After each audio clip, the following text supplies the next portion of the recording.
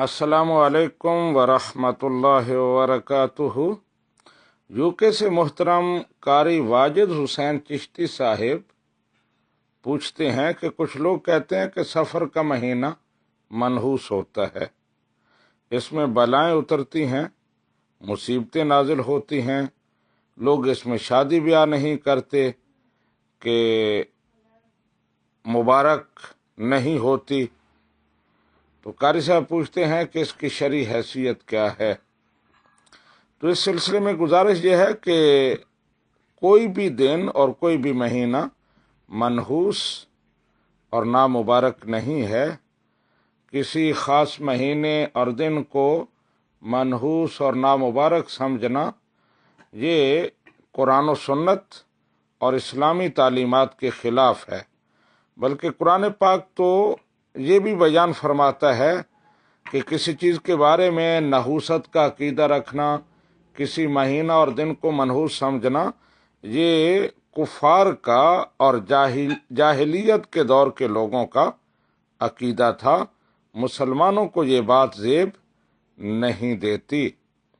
اور بالخصوص سفر کے حوالے سے نبی رحمت صلی اللہ علیہ وآلہ وسلم نے ارشاد فرمایا لا سافارہ، یعنی سفر کوئی چیز نہیں ہے۔ مطلب یہ ہے کہ لوگوں نے سفر کے ساتھ جو نحوستیں اور دیگر چیزیں نتھی کر رکھی ہیں ان کی کوئی حیثیت نہیں ہے، وہ جہالت کی باتیں ہیں۔ اور جب ہم تاریخی حوالے سے دیکھتے ہیں تو سفر کے مہینے میں مسلمانوں کو بڑی بڑی خوشخبریاں ملی ہیں، مسلمانوں کو بڑی بڑی کامیابیاں اور فتوحات نصیب ہوئی ہیں۔